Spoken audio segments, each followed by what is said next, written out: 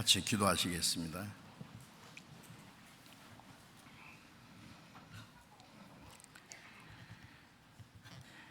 우리를 사랑하시는 거룩하시고 자비로우신 우리 아버지 하나님, 하나님을 멀리 떠나 죄 가운데 행하며 악한 행실로 하나님과 원수가 되었던 저희들, 하나님의 진노와 심판과 영원한 멸망을 받아야 마땅하지만은 우리를 불쌍히 여기시는 그 하나님의 크신 사랑으로 주 예수님께서 우리가 받을 저주와 심판을 대신 받으시고 주님이 죽으시고 흘리신 그 보배로운 피로 우리의 죄를 영원히 씻어주시고 다시는 심판과 저주를 받지 않게 하시고 아무 공로 없이 우리를 구원해 주셔서 하나님의 자녀로 삼으시고 영원한 하나님 나라에 들어갈 수 있는 복스럽고 영광스러운 소망을 주신 그 모든 은혜를 인하여 감사와 찬송과 영광을 우리 아버지 하나님께 돌립니다. 이 시간 주님의 보배로운 피로 구속함을 받은 저희들 주님 앞에 함께 모여서 주님의 그 크신 은혜와 사랑을 마음껏 찬송하며 주님의 말씀을 배우며 주님과 함께하는 거룩한 무리 안에서 교제케 하심을 감사드립니다. 이 시간 하나님의 성령께서 우리와 함께 계셔서 여기에 모여있는 우리 각 사람을 굽어 살피시고 우리에게 더 풍성하신 은혜와 생명과 사랑과 능력으로 충만히 채워주시며 이제 우리의 남은 생에 하나님의 자녀로 부끄러움 없이 살 수 있도록 우리를 더욱 거룩하게 온전케 세워주시기를 간절히 기도합니다. 이 시간 함께 참여하지 못한 우리 형제 자매들, 병중에 있는 사람에게는 속히 건강을 회복시켜 주시고 마음에 시험 받는 사람, 여러 가지 곤란 중에 연약한 중에 있는 사람들 일일이 보살펴 주시고 합당하신 은혜를 베풀어 주셔서 한 사람도 실족함이 없게 해 주옵소서. 멀리 전 세계 곳곳에 어려운 여건 속에서 신앙 생활하며 복음을 전하는 모든 형제 자매들을 영육간에 지켜주시고 말씀과 능력의 손길로 붙들어 주셔서 하나님의 자녀로 합당하게 행하며 주님의 복음을 담대히 증거해서 많은 잃어진 영혼들을 주님 앞으로 인도해서 구원받게 하는 역사를 이루게 하시고 또 여러 가지 신앙생활하고 전도하기에 특히 어려운 지역들 있습니다. 더욱 주님을 의지하는 강한 믿음과 또 소망과 말씀 안에서 주님께서 능력으로 지켜주시고 어려운 여건 속에서도 주님의 복음을 더욱 힘있게 전가할 수 있도록 역사해 주옵소서. 하나님 아버지, 이 한반도에 좀 더 자유와 평화를 허락해 주셔서 우리에게 허락하신 이 시간 속에 더욱 자유롭게 주님을 섬기며 또 아직도 구원받지 못한 많은 영혼들에게 전 세계에 복음을 전해서 하나님이 원하시는 더 큰 역사를 능히 이룰 수 있도록 주님이 도와주시기를 간절히 기도합니다. 이 시간에도 때를 따라 우리에게 필요한 말씀을 주시고 이미 우리에게 허락하신 그 크신 은혜가 무엇인지 우리가 마땅히 어떻게 할 일들을 두 가르쳐 주옵소서.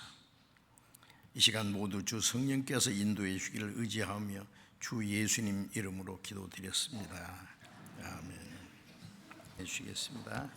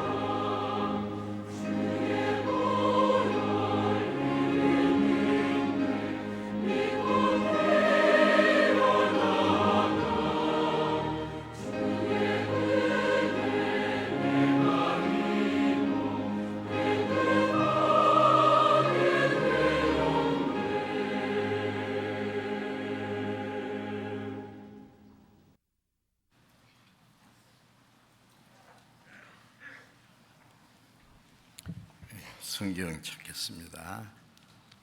신약 성경 사도행전 2장 있습니다.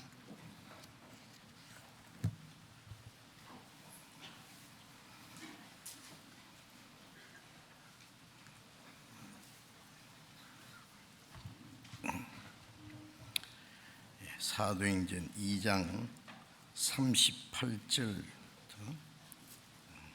사도행전 2장 38절 39절을 읽겠습니다.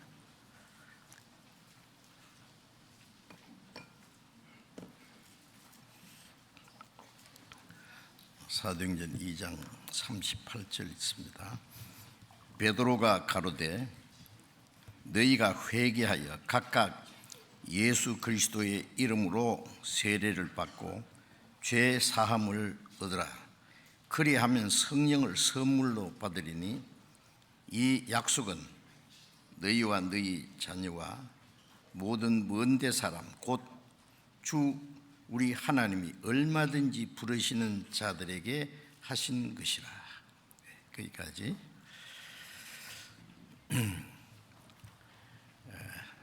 우리 2018년 새해가 온 것이 얼마 안 된 것 같은데 벌써 반이 지나가고 있습니다. 세월이 아주 빨리 지나고 있습니다. 세월이 빨리 지나면은 하나님이 작정하신 마지막 시대에 주님이 다시 오실 날이 너무나 가까운 것을 느낍니다. 우리가 하나님의 은혜를 보답할 수 있는 시간도, 또 복음을 전할 수 있는 시간도, 우리가 주님을 위해서 일할 수 있는 그 시간도 그만큼 단축이 되어 있습니다. 아시는 대로 마지막 때에 이루어질 징조가 우리 시대에 다 이루어졌습니다. 가장 중요한 주님이 말씀하신 징조 중에 무화과나무의 비유를 배우라. 그 무화과나무는 이스라엘 민족을 비유한 것이죠.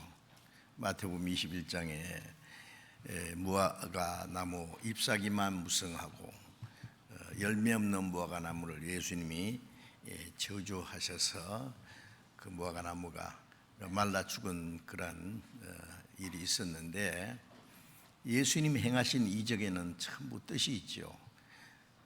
무화과 열매를 얻지 못해서 화가 나서 죽이신 것이 아니고, 잎사귀만 무성하고 열매 없는 무화과나무는 그 당시 이스라엘 민족을 가리키는 겁니다. 겉으로는 하나님 백성이라고 자랑하고 예루살렘 성전에 모여서 그 경건하고 아주 성스럽게 하나님께 제사하고 하나님을 잘 섬기는 것이, 잎사귀는 무성하다.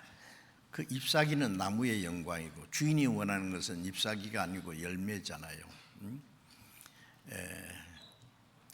주님이 원하시는 것은 그들이 예수 그리스도를 받아들임으로 영혼이 구원받는 게 하나님 원하시는 것인데, 그들이 하나님이 보내신 그리스도를 배척함으로 하나님이 그들에게 주신 하나님의 백성이라는 그 특별한 축복을 뺏어서 이제 예루살렘부터 땅까지 이방인에게 복음이 전파되는 기간 동안에 이스라엘 민족들은 무화과나무처럼 말라서 죽은 것 같은 이스라엘 민족이 저주받을 것을 그렇게 보여주신 것입니다.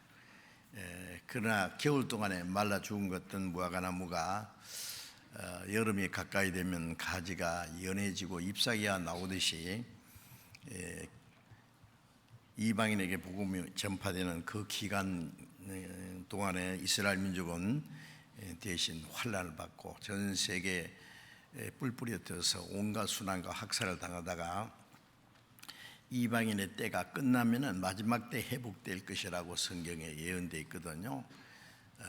이스라엘이 죄로 말미암아 망했지만은 하나님은 안 죽었다는 걸 온 세상 사람에게 또 한번 알게 하기 위해서 이스라엘 민족을 회복시키실 거라고 구약에도 수없이 미리 예언이 되어 있습니다.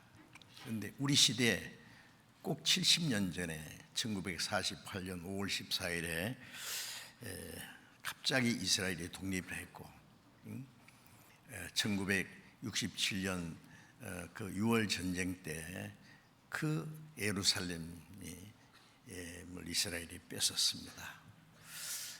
지난 5월 14일에 이스라엘 독립 70주년 기념 행사를 하고 세계에서 가장 그 강한 나라라고 하는 패권 국가라고 할 수 있는 미국이 이스라엘을 적극 지지하면서 예루살렘은 이스라엘 수도다, 그걸 공식적으로 인정하는 일을 하고 또 그것을 인정하는 또 하나의 증거로서 텔아비브에 있던 이스라엘 대사관을 그날 예루살렘으로 옮겼습니다. 물론 주변에 있는 팔레스타인과 그 모슬렘 국가들, 아랍 세력들은 그 세계에 반발하지만은 이스라엘은 그게 조금도 개의치 않습니다. 오늘 아침 방송에 보니까 이스라엘 70주년 기념 행사를 하고 예루살렘을 이스라엘 수도로 정하고 하는 그 사건 때문에 팔레스타인 사람들이 이스라엘 향해서 대규모 시위를 하고 그럴 때 이스라엘이 그들에게 발표해서 오늘 아침 그 뉴스에 보니까 130여 명이 그때 죽었다라고 그렇게 말을 합니다. 자, 어쨌든 이제 이스라엘을 회복하시는 분은 하나님이십니다. 그래서 예루살렘을 사모하는 모든 열방들아, 그 이스라엘 민족과 함께 기뻐하라. 신명기 32장에도 보면은 너의 열방은 주의 백성과 함께 즐거워하라. 하나님이 그들의 원수를 갚으신다. 이스라엘 민족을 망하게 하신 분도 하나님이고 이스라엘 민족을 다시 회복시키는 분도 하나님이기 때문에 그걸 아는 사람들은 하나님이 하시는 일을 전부 선하게 여기고 마지막 이스라엘 회복시키는 것은 마지막 하나님의 약속을 이루는 것이기 때문에 하나님의 그 하시는 일을 같이 기뻐해야 됩니다. 그 일을 안다면 감히 이스라엘 대적하고 예루살렘을 치기 위해서 모일 수 없습니다.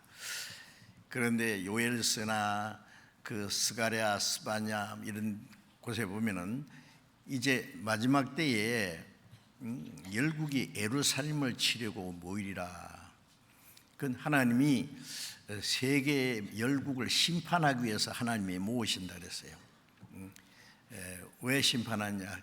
전 세계 복음이 전해지는 동안에 끝까지 복음을 믿지 않는 하나님의 은혜를 배척하는, 하나님의 오래 참고 기다리는 기간 동안에 회개치 않는 모든 사람들을 심판하기 위해서, 하나님을 믿지 않기 때문에, 성경 말씀을 알지 못하기 때문에 그들이 마지막에 하나님의 백성을 대적하고 예루살렘을 치려고 모이는 겁니다. 에스겔 31장에, 에레미야 31장에 보면은 천지의 규례, 낮과 밤의 규례가 없어지지 않는 동안에는 이스라엘 민족은 나라가 없어지지 않는다.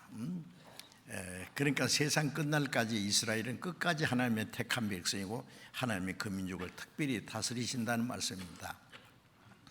이스라엘 민족을 지구상에서 없애버린다든지 나라가 되지 않게 할 수 있다면은 성경을 거짓말로 만들 수 있습니다. 히틀러는 유대인을 절멸 운동을 아주 씨를 없애버리라고.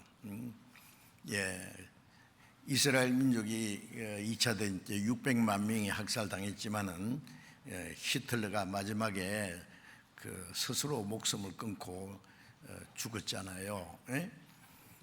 이스라엘 대적하고 망하지 않는 나라는 하나도 없습니다. 개인적으로나 국가적으로나 하나님이 그를 심판하십니다. 그런데 마지막 때 열국이 예루살렘을 모여서 전쟁을 하는 것은 그들이 하나님의 말씀을 믿지 않는다는 사실을 증거하는 것이기 때문에 하나님이 그들을 치신다고 했어요. 그래서 마지막에 이스라엘 민족을 들어서 하나님이 열국을 심판하시는 것이 스가랴서 14장의 마지막 전쟁입니다. 에스겔 38장 39장 또 요한계시록 16장 16절에 있는 아마게돈 전쟁은 누가 이기고 지는 전쟁이 아니라 하나님이 열국을 심판하는 전쟁이 될 겁니다. 그런데 그날이 우리 앞에 너무나 가까이 다가오고 있다는 걸 느낍니다.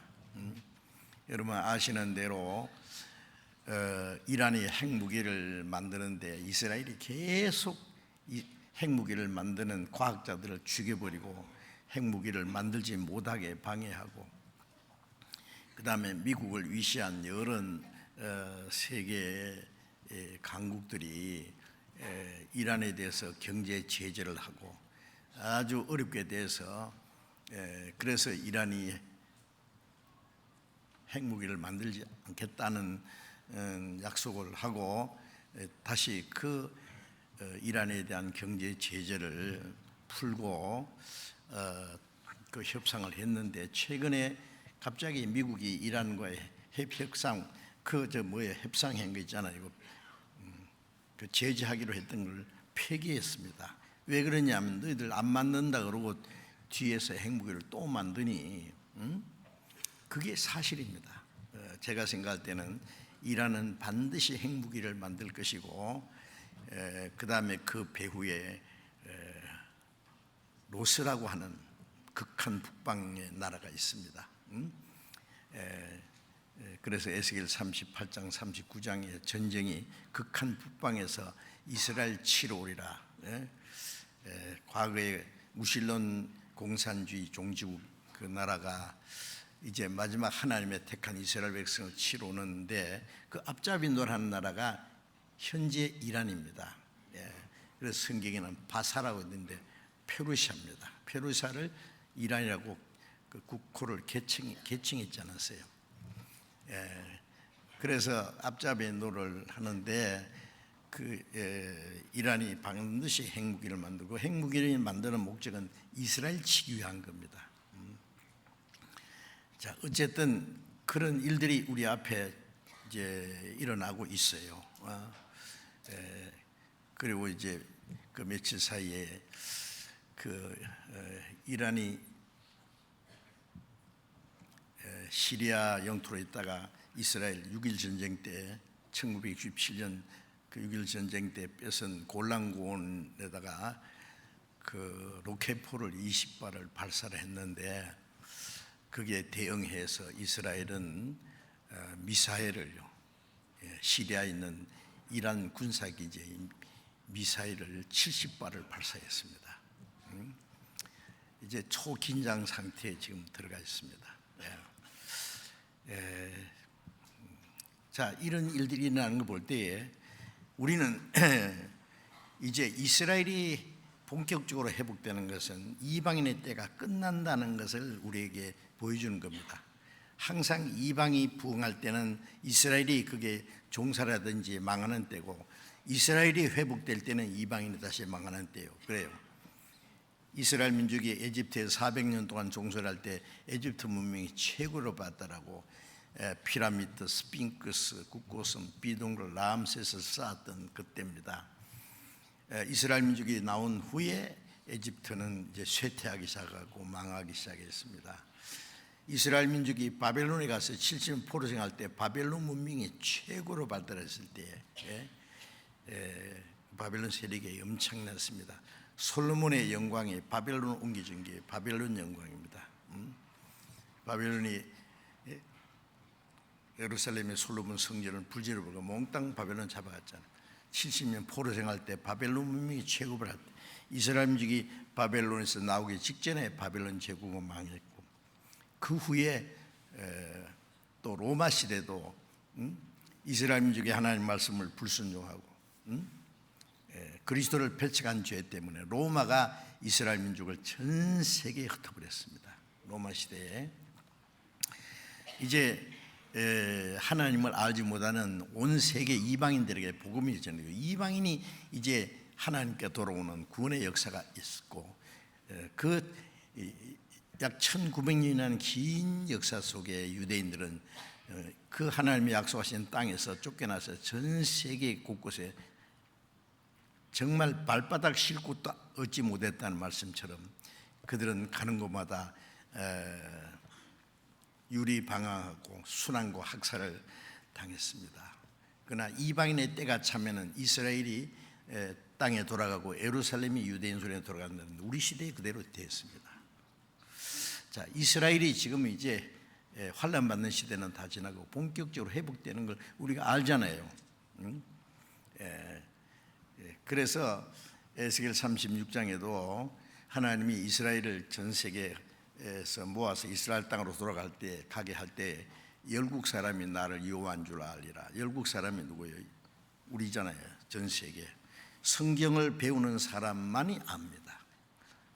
이스라엘 민족이 그 하나님의 은혜를 배척하고 그리스도를 배척한 죄로 전 세계에서 그토록 죽임을 당하고 환난받고, 그러나 이제 하나님의 거룩한 이름 위해서 이스라엘 민족을 회복시킨다는 말씀이 에스겔 36장 39장에 2600년 전에 기록된 말씀이 우리 시대에 지금 이루어지고 있어요. 놀랍지 않습니까? 에스겔 37장에는 이스라엘 민족을 골짜기에 마른 뼈라 그랬어요. 2600년 동안 그들의 그 나라를 빼앗기고, 이스라엘 나라가 망한 건 기원전 586년이니까 바벨론, 페르시아, 헬라, 로마 계속 600년간 짓밟히다가 이스라엘 땅에서 사는 것마저 박탈하고 전 세계 쫓겨나서 1900년간 전 세계 유리방황. 그러니까 그 땅에서 그 나라가 망한 지 2600년, 쫓겨난 지 1900년. 그걸 누가 나라라고 했어요? 그런데 에스겔 39장에 보면은 내가 전에는 그들을 열국에 흩었거니와 후에는 그들을 모아 고토에 돌아오게 하고 한 사람도 이방에 남지 않으리니, 이 마지막 때 전 세계 유대인들 한 사람도 남기지 않게 돌아간다는 말씀이 반드시 이루어질 겁니다. 지금 계속 모이고 있잖아요. 이스라엘 민족을 흩어부는 분도 하나님이고 그들을 이스라엘 땅으로 모으는 분도 하나님입니다. 이 성경을 배우는 사람이 열국 사람들이 내가 여호와인 줄 알리라. 그러나 성경을 알지 못하는 사람은 이스라엘이 왜 망했는지도 모르고, 이스라엘이 어떻게 저렇게 회복되는지도 모르고, 이스라엘이 왜 강대한 나라가 되는지도 모르고, 새카맣게 아무것도 몰라요. 그리고 멀잖아, 그리스도를 배척한 죄로 그들이 하나님의 받을 형벌이 얼마나 더 중하냐. 이스라엘 민족적으로는 1900년간 전 세계에서 죽임을 당했지만 그리스도를 그 마음에 받아들이지 않는, 구원받지 않는 그녀는 영원한 지옥이라는 것을 보여준 거거든요, 실물교훈으로. 그런데 그것도 새카맣게 모르고 있으니, 자, 이제 우리는 그 마지막 시대의 구원을 받고 다시 오실 주님이 얼마나 주님이 오실 날이 가까웠다는 걸 알고, 우리에게 허락하신 이제 은혜 시대, 전도할 수 있는 시대도 그리 많이 남지 않았다는 것을 생각해야 됩니다. 우리에게 주어진 시간도 얼마 남지 않고, 주를 위해서 살 수 있는 시간도 얼마 남지 않았기 때문에 우리가 마지막 할 수 있는 최선을 다해서 뭘 해야 되겠어요? 주님을 사랑하고 주님의 말씀을 순종하고 주를 섬기고 주님의 복음을 전하는, 아직도 구원받지 못한 많은 영혼들에게 이 사실을 전해서 구원받도록 하는 것이 우리가 해야 될 일입니다. 이제 금년 학예 수양에 이제 불과 한 달 남았습니다. 이제 학예 수양에는 우리가 항상 전도하지만은 전국적으로 한 마음이 되어서 이제 마지막 전도하는 가장 큰 전도의 일입니다. 그래서 전국의 모든 교회가 같이 기도하고 협력하고 준비하고 해서 그 수양회 때마다 많은 사람들이 구원을 받습니다. 구원받은 사람들이 한 마음이 되어서 시간을 바치고 수고를 바치고 물질을 희생하고 해서 복음을 전하니 하나님이 그 가운데 역사하지 않으실 수가 없습니다. 그래서 수양회 때 구원받은 사람이 가장 많습니다. 그리고 수양회 때 구원받은 사람이 그 구원이 신앙이 더 확실한 걸 우리가 이제 많이 느낍니다. 이제 금년 수양회는 이제 그 7차례, 작년까지는 6차례 했는데 중고등부까지 합해서 금년에는 한 차례 더, 한 차수 더해서 7번 수양회를 하는데, 그 이유는 아시는 대로 지금 수양관 그 소망관에 있던 그 옛 건물을 헐어버리고 지금 새로 짓고 있지 않습니까? 지금 건축하고 있는 그 건축 면적이 그 한 10,000평 정도. 아니 이 건물 건축이요 10,000평 이상 되니까 엄청나지 않습니까? 이거 우리 서울중앙교회 이 건물이 지하 2층까지 합해서 약 5,000평 됩니다. 그러니까 이거 배 이상 되는 거예요. 그만큼 엄청나게 큰 건물을 지금 건축하고 있습니다. 또 어떤 사람들은 주님 오시라 가까웠다면서 뭐 그렇게 큰 건물을 만드냐, 돈을 많이 들여가지고. 주님 오시라 가까웠기 때문에 최선을 다해서 해야 됩니다. 짓다가 주님 오셔도 우리가 다 지어서 복음을 전한 것만큼 하나님이 그것을 여기에 인정해 주실 겁니다. 그리고 주님 오시라를 가까웠기 때문에 우리가 최선을 다해야 됩니다. 건축하기 위해서 물론 전국에 있는 형제 자매들의 그 마음을 바쳐서 정부에서 협력해서 지금 수양관 건축 헌금을 하고 있지 않습니까? 하다 보니까 자꾸 그 지하에 큰 물탱크도 만들어야 되고 또 정화조도 만들어야 되고 또 부속실도 만들고, 그 자꾸 하다 보니까 건축 면적이 조금 늘어났어요. 그리고 그 밑에 들어가는데 들어가 보면 알지만은 또 땅을 많이 사서 길도 새로 내고 거기다 또 숙소를 또 한 동을 더 지으려고 좀 계획하고 있습니다. 그 밑에 새로 구입한 그 땅에다가 어쨌든 그래서 많은 그것이 투자돼야 되는데, 제가 생각할 때는 우리가 가진 재물이에요. 우리에게 주어진 시간도, 우리에게 우리가 가진 재능도, 모든 할 수 있는 우리의 건강이나 우리의 수고도 다 주님을 위해서만 있습니다. 더구나 우리의 물질은 어떻습니까? 주님을 위해서 최선을 다해서 사용해야 됩니다. 주님 오실 날에 가까울수록 우리에게 주어진 그 재물의 가치가 점점 작아진다는 거 아시잖아요. 재물의 가치가 점점 작아지다가 주님 오신 날 그 모든 그 가치는 제로로, 영으로 돌아갑니다. 그걸 우리가 알고 있어요. 주님 오시면 그게 다 내버리고 가잖아요. 내버리고 가지 말고 주님 오시기 전에 그걸 가장 귀하게 사용하고 가야 됩니다. 그걸 또 우리 자신을 위해서 헛되이 쓰지 말고 우리는 꼭 필요한 것만, 꼭 필요한 것만. 제가 그저께 어떤 그 여자분이요, 경제에 대해서, 아니 다른 말로 돈 버는 방법에 대해서, 부자 되는 방법인가요? 그걸 강의하는데 한 가지 딱 제가 맞다 하는 거 느껴지는 게 있었는데, 그게 뭐냐면은 특별히 여자분들이 그 백화점에 가서요 딱 보고요, 야 이쁘다 좋다 그러면 아주 사고 싶지요. 사고 싶으니까 산다는 거예요. 원하니까. 그러니까 주머니를 틀어서 사는 거예요. 그런데 이 얘기가 뭐냐면은, 사고 싶어서 사느냐, 꼭 필요해서 사느냐, 그걸 사기 전에 3번 정신을 차려가지고 자문자답해 보라 그래요. 첫 번, 꼭 필요하냐, 사고 싶지만은 필요하냐. 사고 싶은데 두 번째 물어보면은 글쎄 별로 필요 없는 것 같은데, 또 다시 마음을 다짐해서 3번째 물어보면은 별로 필요는 없다. 그런 것 집에 있기 때문에 없어서는 안 되는 것이 꼭 필요한 것이거든요. 있으나 마나 그거는 그렇게 중요한 거 아닙니다. 그래서 꼭 필요한 거 아니면 사지 말아요. 자기도 막 전에 막 많이 샀는데 다 내버리는데 아직까지 버릴 게 남아있다 그러더라고. 충동구매라는 거 있잖아요.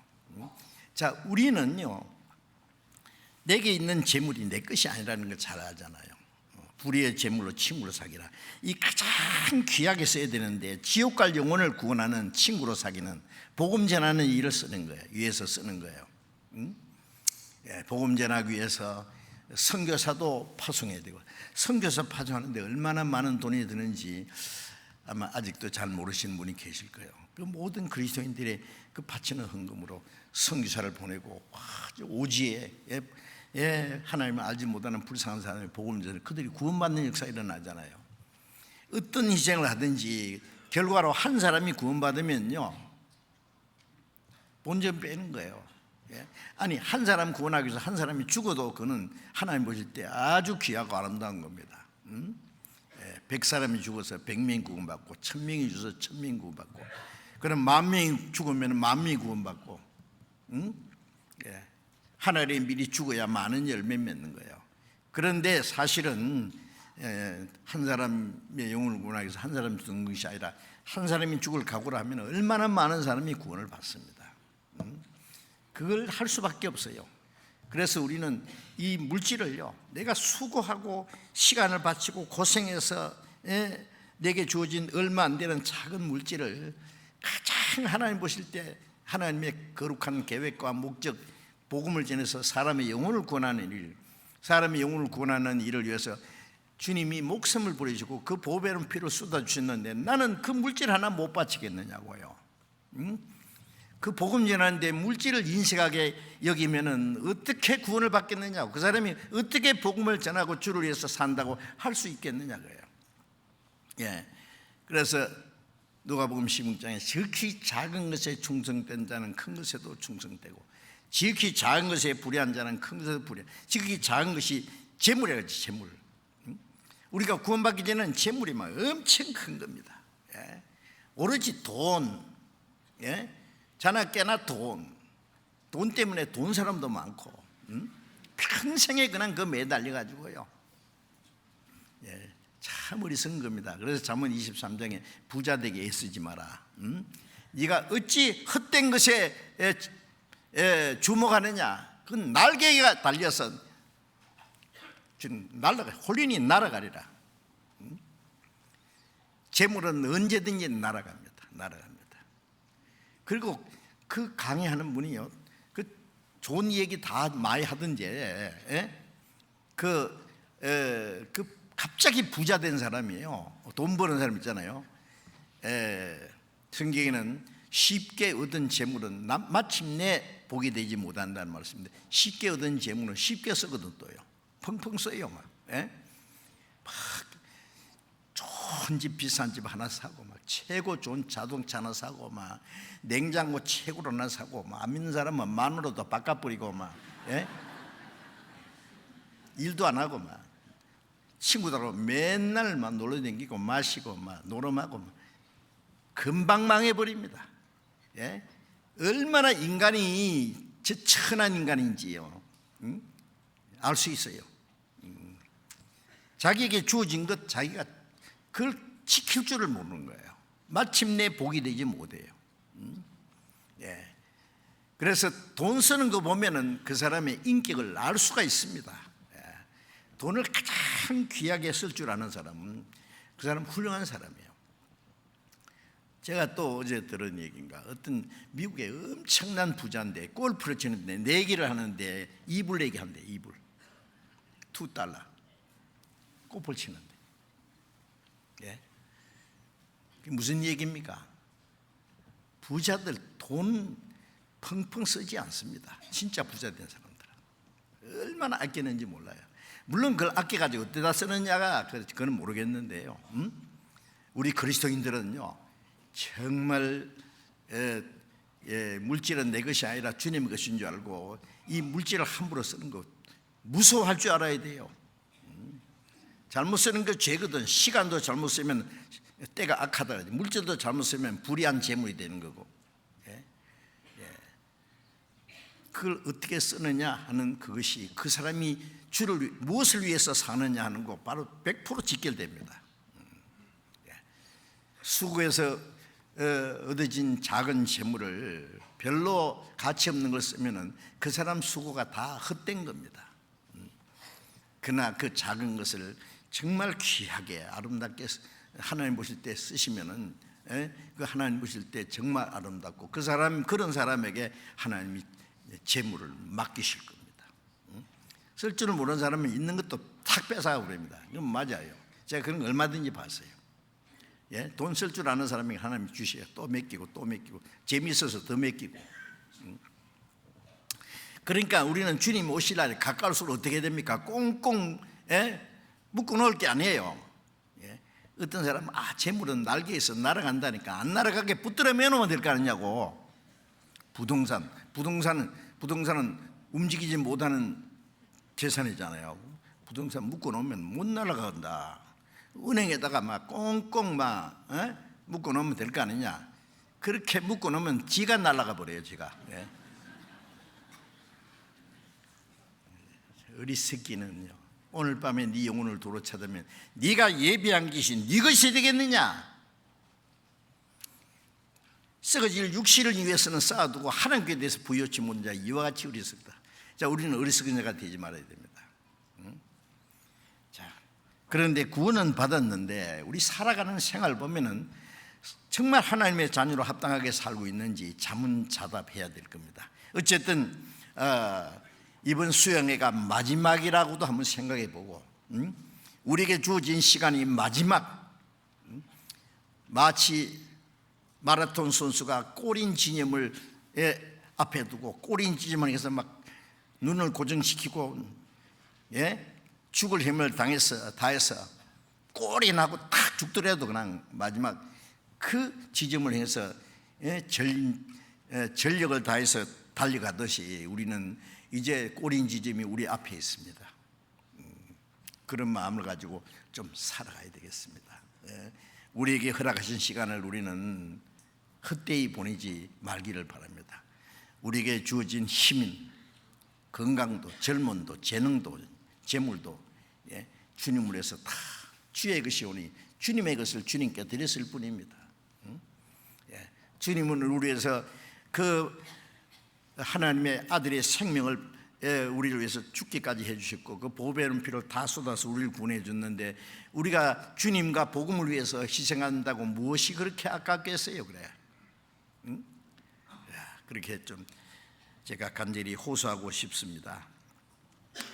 오늘 드릴 말씀은요, 우리 서울교회에서도 전도집회에서 지난번에 많은 사람이 구원을 받았고 이 전국에요 계속 전도집회가 돼서 물론 해외까지 계속 새로이 구원받은 사람이 많이 일어납니다. 새로이 구원받은 사람이 많이 일어나는 건 하나님이 우리에게 주신 마지막 그 지상 최대의 사명을 다하는 것이고 하나님이 가장 기뻐하시는 하나님의 영광을 이루는 일이기 때문에 많은 영혼이 구원받는 것 우리는 같이 하나님과 기뻐하고 그 위해서 우리가 앞으로도 최선을 다해야 되고 또 새로 구원받은 사람 신앙생활을 할 수 있도록 적극적으로 도와줘야 됩니다. 어머니가 자녀를 낳는 것 귀하지만 이제 건강하게 훌륭하게 성장하도록 도와주는 더욱 중요하죠. 한 것처럼 이제 우리는 수고해서 구원받은 분들 우리는 하나님 앞에 감사해야 되죠. 그리고 이번 우리 학예 수양회를 위해서 미리 전도할 사람 준비해야 되는 건 미리 다 알고 계실 겁니다. 미리 준비하지 않으면은요 딱 닥쳐가지고 전도하려면 잘 안 돼요. 미리부터 전도하실 분을 딱 몇 사람 찍어놔요. 한 몇 사람 찍어놓으면 그 중에 몇 사람 구원받을 거 아니에요. 여러 사람 끼고 놓으면은. 예? 기도하고 미리부터 계획 세우고 또 약속을 받고 뭐라고 하든지 뭐 좋은 곳에 가자든지 뭐 하여튼 뭐 하나님 말씀을 한번 배워보자든지 진리를 배우러 가자든지 뭐 어떻게든지 막 하여튼 기술껏 지혜롭게 전도해가지고 꼭 모시고 하도 그러면 뭔가 싶어서 와본다고요. 그러니까 처음에는 어떤 분은 영문도 모르고 따라왔다가요 구원받는 분들 많아요. 하여튼 우리가 그 간절한 마음이 있어야 그들의 마음도 움직입니다. 그리고 이제 새로이 구원받은 분들 이제 우리가 이제 신앙생활 할 수 있도록 차근차근히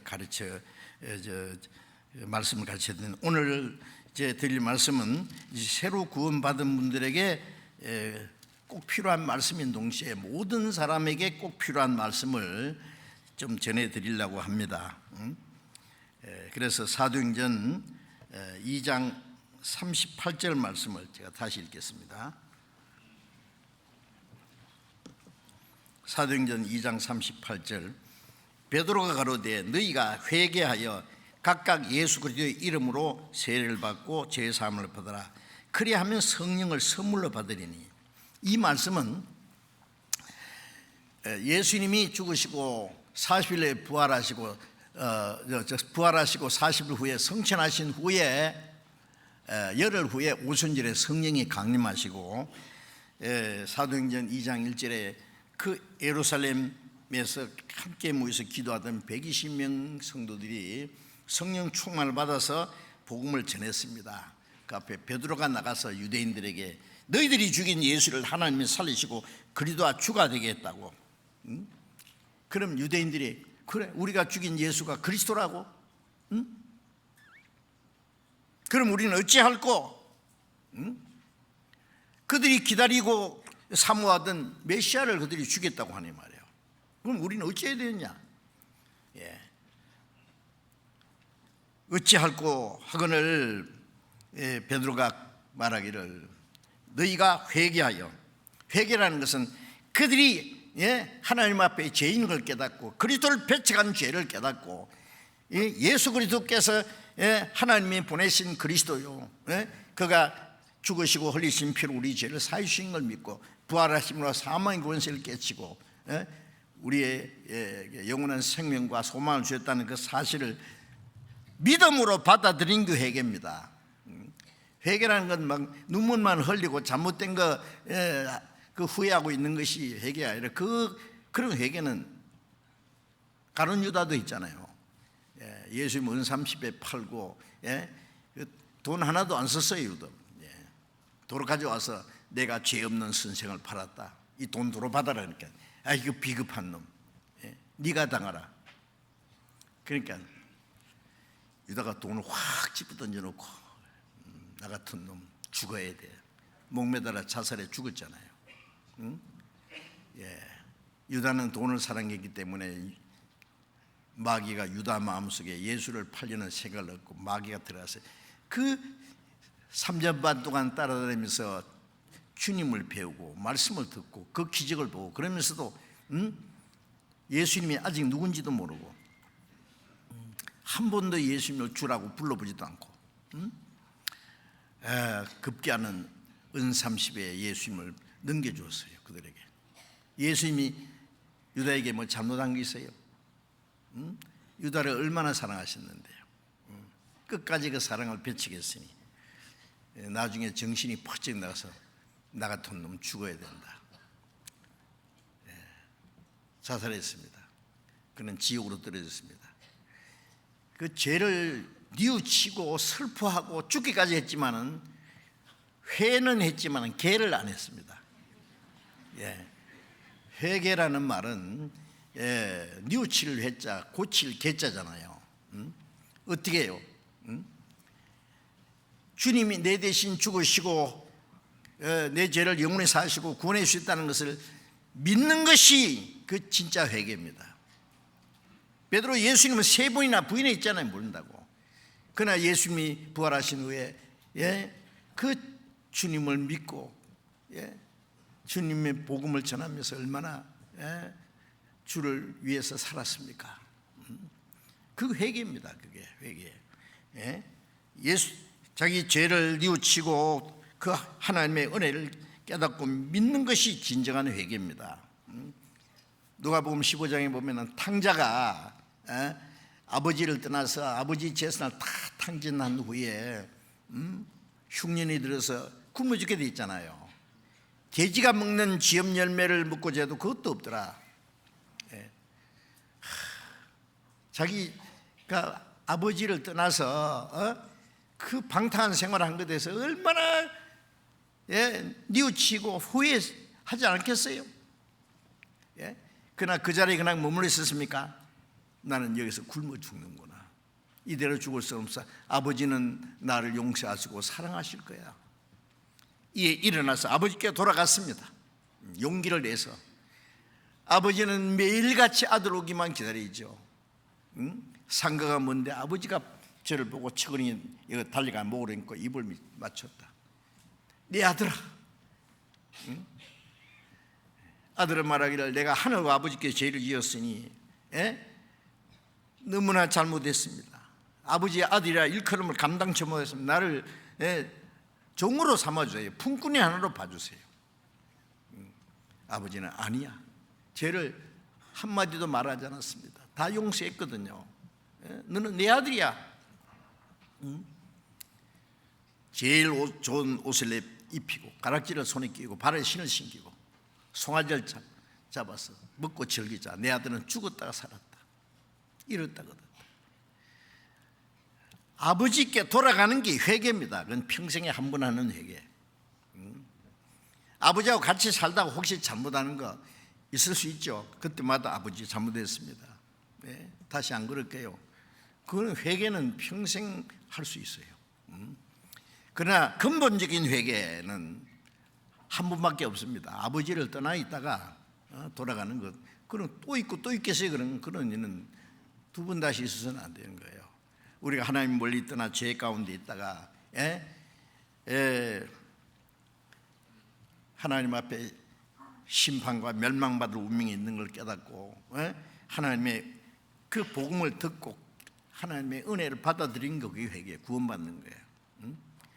회개하고 복음을 믿으라.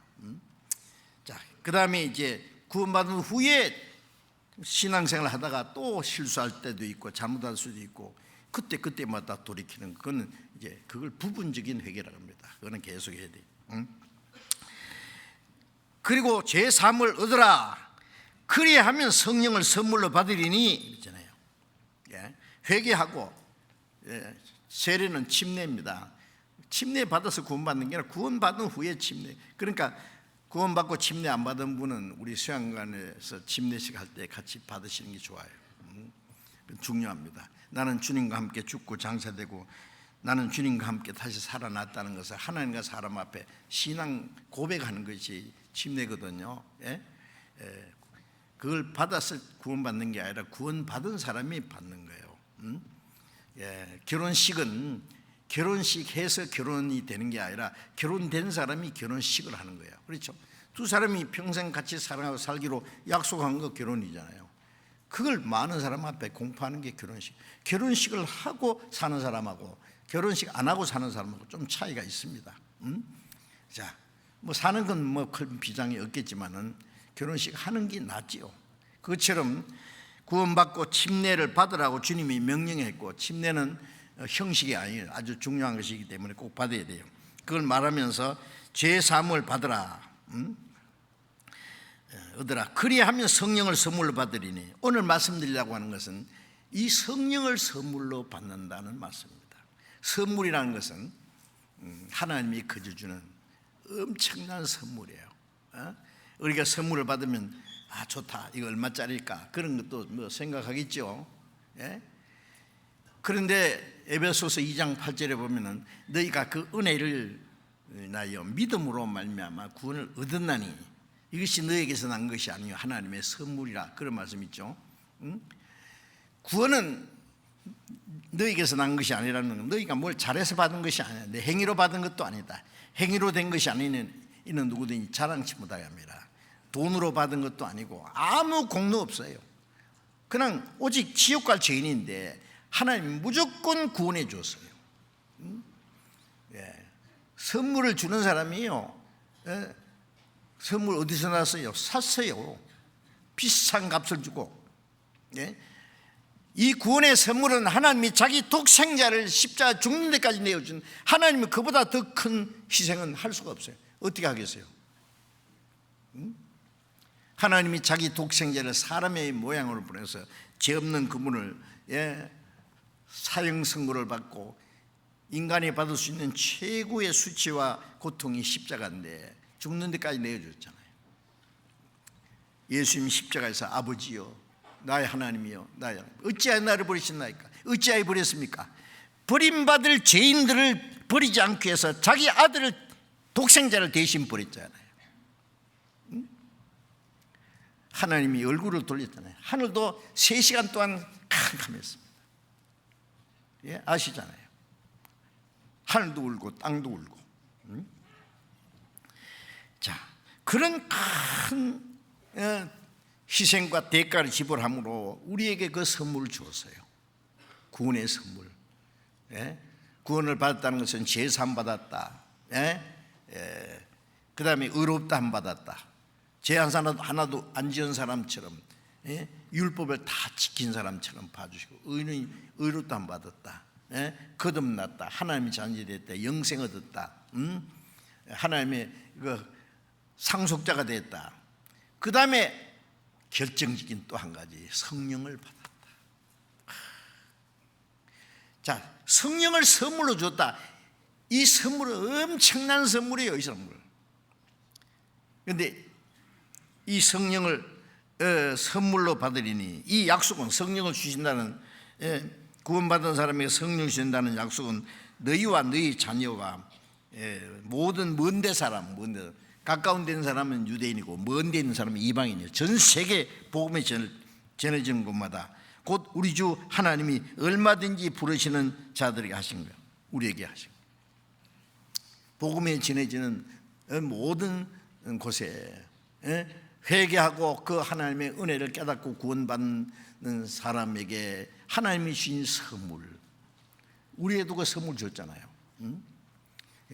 구원받았다는 말, 영생 얻었다, 하나님의 자녀 됐다, 성령 받았다, 같은 말이에요. 같은 말. 어떤 사람 구원은 뭐 따로 받고 성령 따로 받고는 아니지요. 자, 이제 그러면 성령을 받았다는, 성령을 선물로 왜 줬느냐? 이건 보통 선물이 아니에요.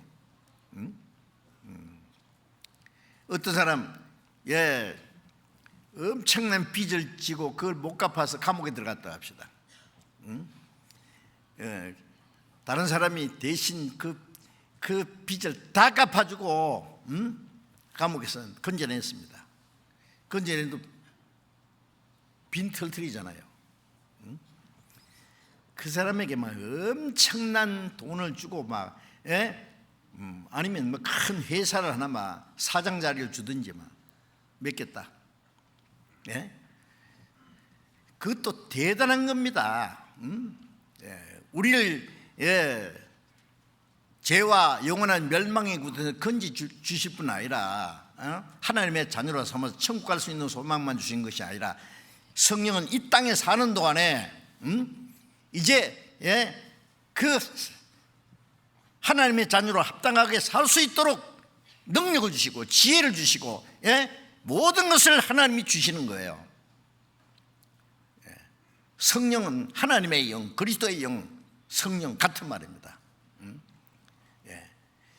그 성령을 우리에게 주셨다. 성령은 우리가 살아가는데 지혜를 주시고 능력을 주시고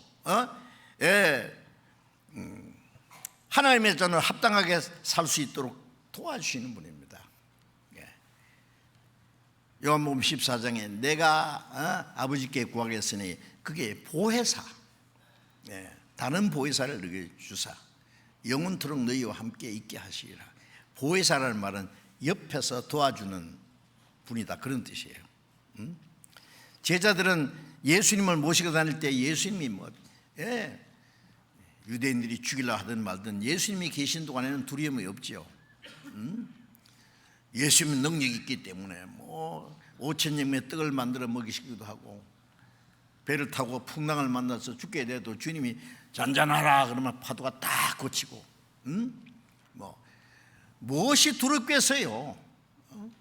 항상 주님이 같이 계세요. 근데 주님이 가신다는데요, 이제. 그럼 주님 가시면 우리는 어째? 내가 간다고 하니 너희 마음이 근심이 가득하다. 내가 실상을 말하노니 내가 가는 것이 너희에게 유익하다. 가지 않으면 보혜사 성령이 오시지 않는, 내가 가면 보혜사 성령을 너희에게 보내주시니, 너희와 함께 가시고 영원토록 너희 안에 계시고 영원토록 너희와 함께 있으리라. 그 보혜사라는 것은 옆에 모시고 다니던 주님은 마음에 모시고 다니는 거, 이제 돕는 분이라는 뜻이에요. 주님이 나의 생명이시오, 나의 소망이시오, 내 능력이시오, 나의 모든 것 되시는 주님이 나와 같이 계시오. 놀랍지 않습니까? 예? 평생 자신 있게 살 수 있는 지혜도 주고 모든 것을 다 책임져 준다면은요, 얼마나 좋겠어요. 예. 우주 만물을 창조하신 그 하나님과 동등한 분이에요. 성부, 성자, 성신, 삼위 같은 분입니다. 그분이 성부 하나님, 성자 하나님, 성신 하나님. 구약시대에는 이스라엘 민족 속에 성부 하나님으로 역사했고, 33년은 성자 하나님 예수 그리스도, 예수님이 가시는 성령이었어요. 성령이 하나님의 영, 그리스도의 영, 성령 같은 분이에요. 이건 우리 머리로 이해할 수 없어요. 어떤 사람은 삼위일체를 설명을 하려고 하는데 아무리 설명을 해도 우리말로는 설명이 안 돼요. 어쨌든 그건 사실이요. 그분이 내 안에 계신다. 놀랍지 않습니까? 자, 고린도전서 2장을 잠깐 보겠습니다. 고린도전서 2장. 고린도전서 2장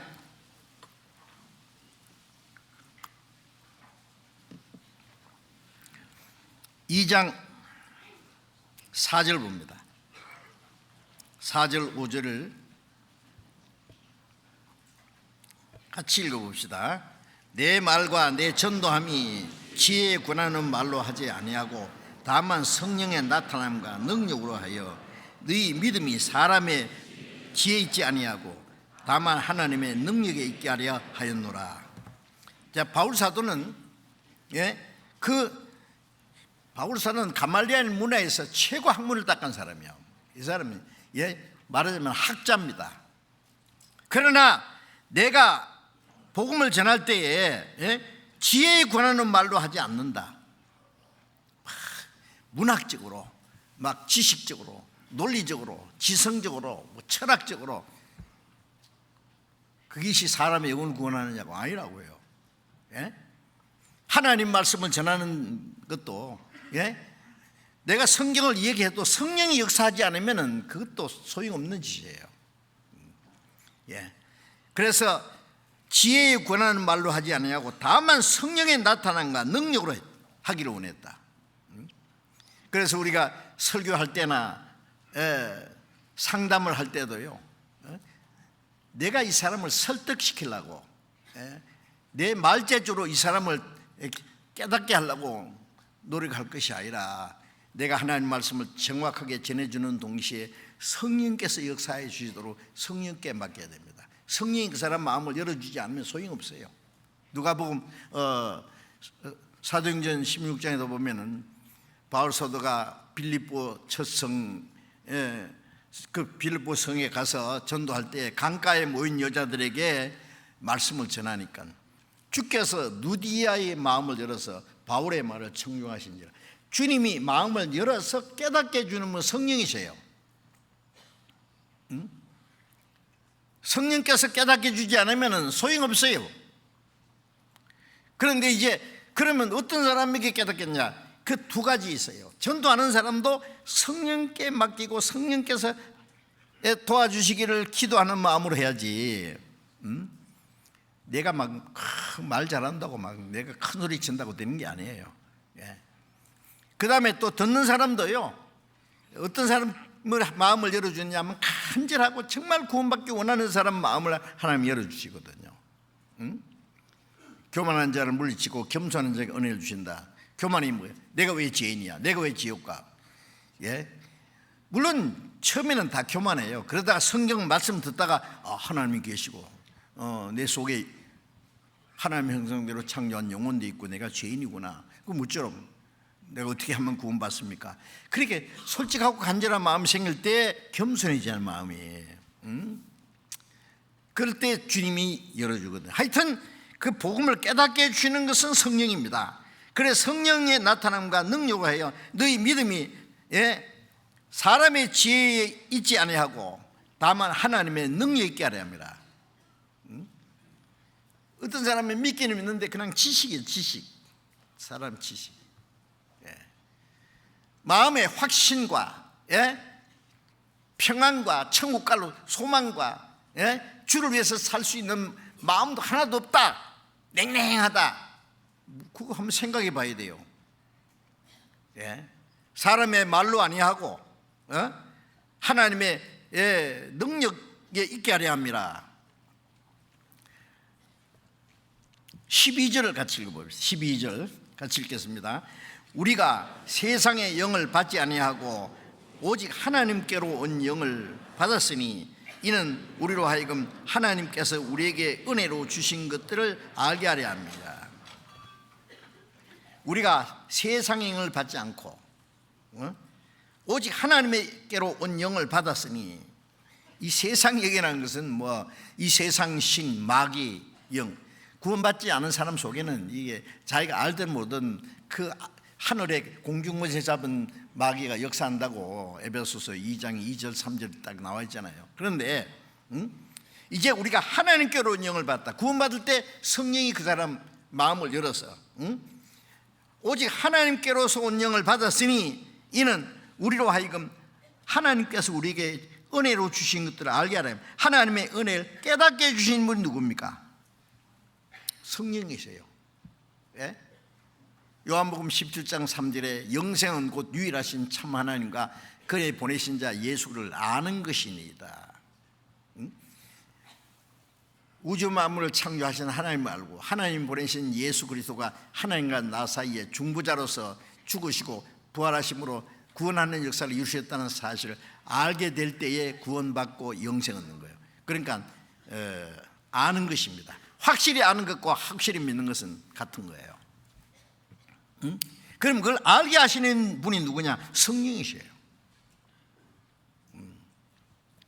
이 세상 지식과 지혜는 사람 머리로 열심히 배우면은 알 수 있고, 그리고 이제 어떤 세상에서 머리가 뛰어난 사람도 있고 그렇지 못한 사람도 있지만 열심히 배우면 거의 알게 돼 있어요.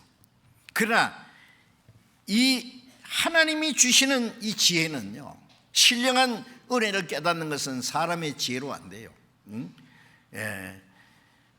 그래서 고린도전서 1장 21절에도 하나님의 지혜에 있어서는 세상이 자기 지혜로 하나님을 알지 못한다래. 세상 지혜로 하나님을 알지 못해요. 어떤 사람은 평생 교회 댕겨도요 그냥 수박 그달기예요. 하나님 계신가 아는 거는요, 그 사람 속에 근본적으로 하나님의 생각대로 창조된 영혼이 있고 양심이 영이 있기 때문에, 양심이 있기 때문에 하나님이 계신가 아는데, 그 주님이 십자가에서 우리 죄를 사해 주셨다는 양심이 죄에서 해방되는 것, 그 하나님이 주신 그 큰 은혜를 깨닫는 것은요 안 돼요. 자기 지혜로 안 돼요. 성령이 오실 때, 성령이 오시면 그가 나를 증거하실 것이요. 뭘 증거한단 말이에요? 예수님 십자가 죽으시고 부활하심으로 이루신 그 은혜를 깨닫게 하는 거예요. 하나님께서 우리에게 주신 은혜를 알게 하려 합니다. 그 은혜를 믿음으로 구원을 받았다는 것을 깨닫게 해주신 분이에요. 그래서 골로새서 1장 6절에 이 복음이 너희에게 이르면 너희가 듣고 참으로 하나님의 은혜를 깨달은 날부터 그러잖아요.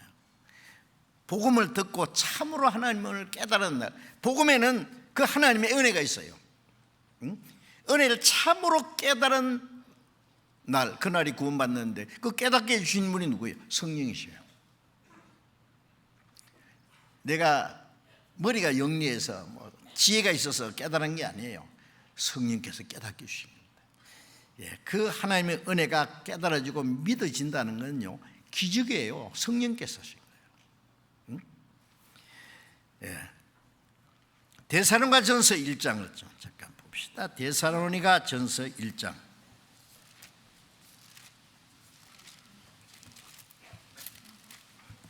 데살로니가 전서 1장 4절 5절을 또 같이 읽읍시다. 하나님의 사랑하심을 받은 형제들아 너희를 택하심을 아노라. 이는 우리 복음이 말로만 너에게 이른 것이 아니라 오직 능력과 성령과 큰 확신으로 된 것이니 우리가 너희 가운데서 너희를 위하여 어떠한 사람이 된 것을 너희 아는 바와 같으니라. 자, 데살로니가 성도들은 여기 하나님의 사랑하심을 받은 형제들아, 참 놀라운 하나님의 사랑하심을 받았다. 하나님의 은혜를 깨달았다. 구원받았단 말이죠. 하나님의 사랑이 너에게 믿어졌다. 요한일서 4장 16절에 하나님 우리를 사랑하시는 사랑을 알고 믿었느니. 자, 하나님의 사랑하심을 받은 형제들아 너희를 택하심으로. 이 택하심이라는 것은 이스라엘 민족은 아브라함의 자손으로서 나면서부터 택한 백성이죠. 여기서 하나님의 택함을 받았다는 것은 구원받았단 말이에요. 하나님의 나라에 들어가기 위해서 택함 받은 사람들이에요. 그리스도 안에서 너희를 택하심을 아노라. 자, 바울 사도가 다른 사람이 구원받은 것을 확실하다. 너희가 구원받은 거 확실하다. 너희 이름이 생명책에 있다. 그거 함부로 말하면 안 되죠. 어떤 사람은요 상담하다가 막 이렇게 복음 깨닫다 그러면요 막 사람들 앞에 공포해요. 아, 이 사람 구원받았습니다. 형제 됐습니다. 그래요. 근데 그 다음부터 다시는 안 나와. 아니, 자기가 왜 그 사람 그 구원을 보정해 주느냐고요. 공포해 주느냐고요. 인쳐 주느냐고. 무슨 권리로? 성령이 인쳐 주는데. 구원 받았다고 확신한다 그래도요, 좀 두고 봐야 알아요. 그렇다고 해서 그 사람에게 당신 구원 받았다고 두고 봐야 한다 그런 말 하지 말아요. 구원 받았다 그러면 감사하다고, 그 확실히 믿기만 하면 된다고 하고 계속 얘기해줘. 계속. 어떤 사람은 구원 받았다고 하다가 그 다음 말씀 듣다가 다시 깨닫는 사람도 있고, 몇 번 듣다가 깨닫는 사람도 있고. 그러니까 계속해서 그러다 보면 확실해져요. 그럼 확실해졌다는 증거가 뭐냐? 그 사람 마음속에 감사가 있고 기쁨이 있고, 주를 사랑하는 마음이 있고, 말씀을 사모하는 마음이 있고, 주님 뜻대로 살고자 하는 마음이 있고, 점점 변화돼요. 변화가 있습니다. 암탉이 알을 이렇게 품었어요. 20일이 되면 뺑아리가 돼 나와야 되는데 50일이 돼도 꼼짝 안 해. 왜 그럴까요? 무정 맞네요. 무정란. 아니면 아내가 골았든지. 그렇죠. 뭐 문제가 있어요. 아니, 정상이면은 21일이 되면 뺑아리 돼 나와야 되잖아요.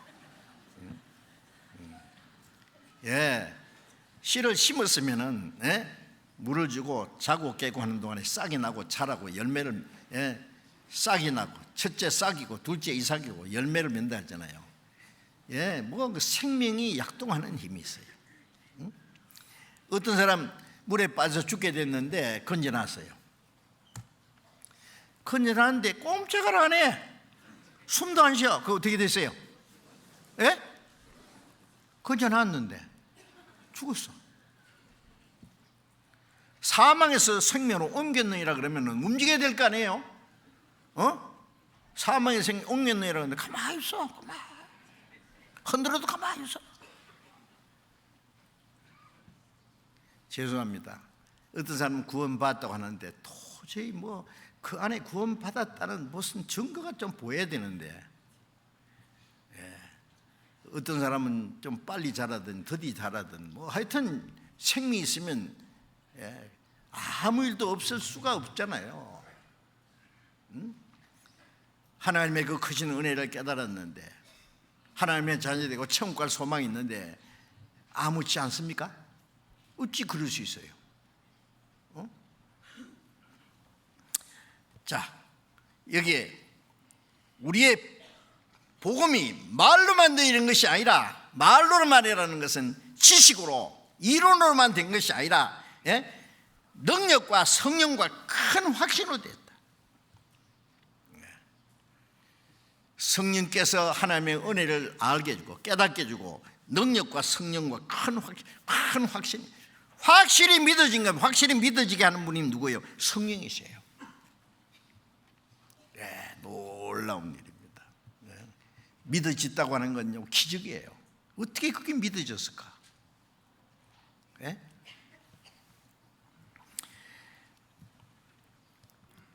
그래서 성령은 먼저 하나님의 은혜를 알게 하고 깨닫게 하고 믿게 하고 확신을 주시고, 그렇게 한 것이 성령이 오셨다는 증거예요. 성령. 그 다음에 로마서 5장 5절을 또 보십시다. 로마서 5장 5절.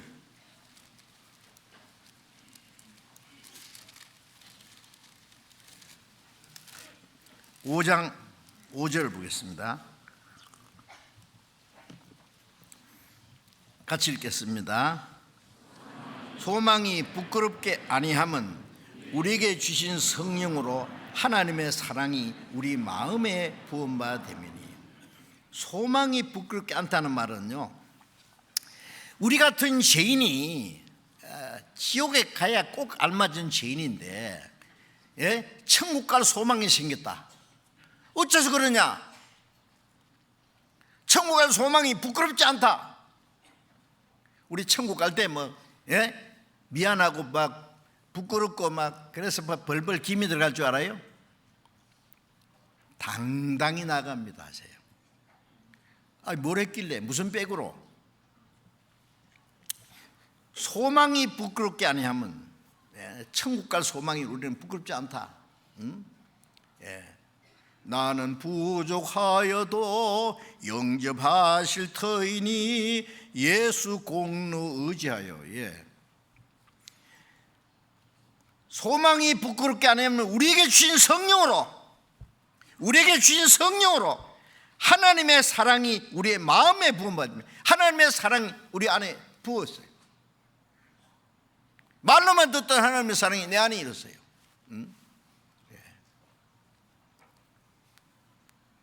귀한 사랑이, 놀라운 사랑이, 위대한 사랑이 내게 임했네. 그 사랑이 우리의 마음속에 이루어졌어요. 구주의 사랑 내 마음에 가득 찬 뒤 성신이 내 마음에 거하며 주 나의 모든 두려움 물리친 뒤 내 소망이 하늘에 있도다. 성령이 오실 때 주님의 사랑이 내 마음에 가득 차고 성령이 안에 계시고, 내 소망이 하늘에 있도다. 나 같은 죄인도 천국 갈 소망이 당당해졌어요. 그 성령이 오신 증거예요. 말로만 듣던 그 하나님의 사랑 실제로 내 안에 이루어졌어요. 어떤 사람 막 성신 받다 어떻게 받느냐 물었더니 막 저 산에서 기도하는데 막 불이 옆구리 확 지나갔대요. 온몸이 막 확 끈하고 막 온몸이 막 짜릿하고 무엇이 어찌고 어째요? 전기 마이너스 플러스 갖다 대봐야 짜릿짜릿하지. 화끈한 거예요? 목욕탕에만 5,000원만 주면 하루 종일 화끈할 거예요. 사람들은요 괴상한 걸 좋아해요. 뭐 어쨌든 귀신 받아가지고 성령인 줄 알고요. 그게 무슨 성령이에요? 그게 성령이 오시면 하나님의 사랑이 깨달아지고 하나님의 사랑이 우리 안에 부어버린 거예요. 하나님 사랑이. 사랑의 불길이 내 마음에 일도다. 성령이 오셨네. 영광을 돌리세. 하나님의 사랑이 불길이. 사랑이. 네? 우리에게 주신 성령으로 하나님의 사랑이 우리의 마음에 부어버린다.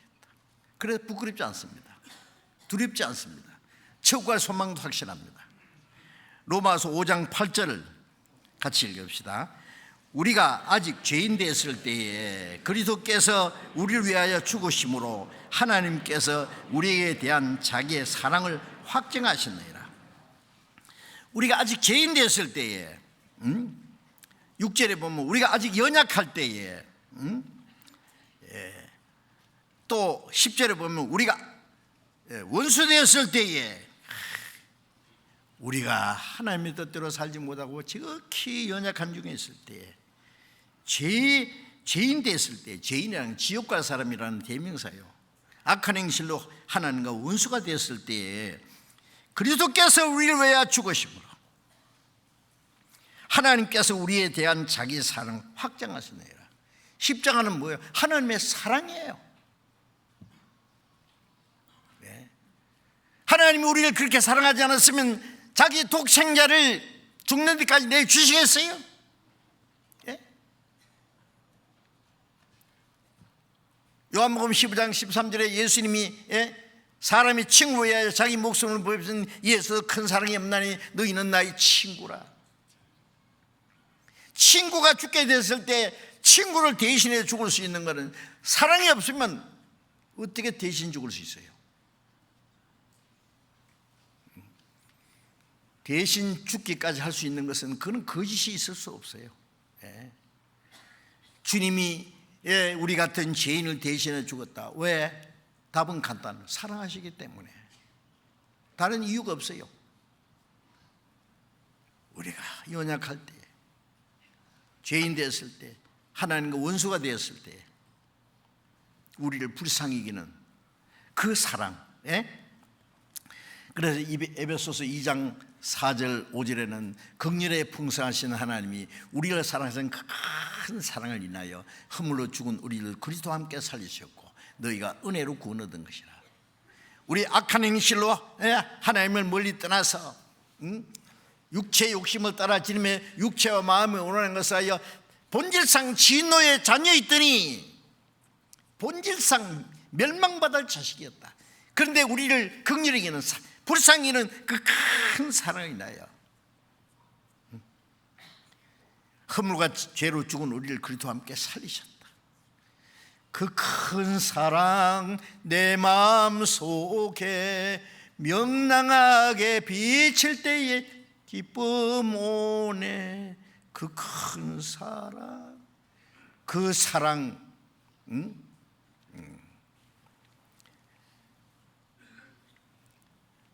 하나님의 독생자가 십자가에 죽기까지 하나님이 우리를 사랑하셨어요. 로마서 8장 32절에 자기 아들을 아끼지 않고 우리 모든 사람을 위하여 내어주시니가.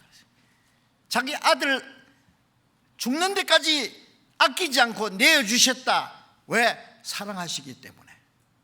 그 사랑을 우리가 어떻게 이해를 할 수 있겠어요? 그건 우리 머리로 다 이해할 수 없는 거예요. 그러니까 하나님의 사랑을 아가페의 사랑이라고 하잖아요. 헬라어의 사랑이라는 단어가 여러 가지 있다 그러잖아요. 부모가 자식을 사랑하는 사랑을 스톨게라 그러고, 형제끼리 친구의 사랑을 필리아라 그러고, 남녀의 사랑을 에로스라 그러고. 그런데 하나님의 사랑은 달라요. 아가페의 사랑.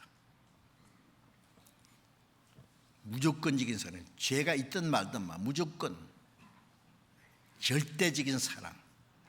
거룩한 사랑, 영원한 사랑, 변치 않는 사랑, 그 하나님의 사랑을 우리 머리로는 이해를 못해요. 그런데 확실한 것은 우리를 사랑하셨다는 사실입니다. 이 성경 전체의 가장 놀라운 말씀은 뭐예요? 하나님이 우리를 사랑하셨다는 사실입니다. 네. 그 사랑이 없으면 우리가 어떻게 구원받겠어요? 어떤 종교에도 그런 건 있을 수가 없어요. 네. 우리를 긍휼히 여기는 그 큰 사랑을 내어 허물로 죽은 우리를 그리스도와 함께 살리셨다. 그 사랑이 우리를 지옥에서 떨어지는 얘를 그 잡아가지고 그냥 천국 가서 끌어올리는 거예요. 예. 저를 믿는 자마다 뭘? 하나님의 사랑을 믿는 자마다 멸망치 않고 영생을 얻게 하려 합니다. 진짜 놀라운 사랑입니다. 요한일서 4장 16절에 하나님이 우리를 사랑하시는 사랑을 우리가 알고 믿었노니 하나님은 사랑이시라. 하나님이 우리를 사랑하시는 사랑을 알고 믿었다. 놀랍습니다. 자, 이제 그 사랑을 깨닫게 해주시는 분이 바로 성령이시잖아요. 그리고 구원받은 사람은 자기 안에 그 성령님이 계시는 것을 믿어야 됩니다. 이제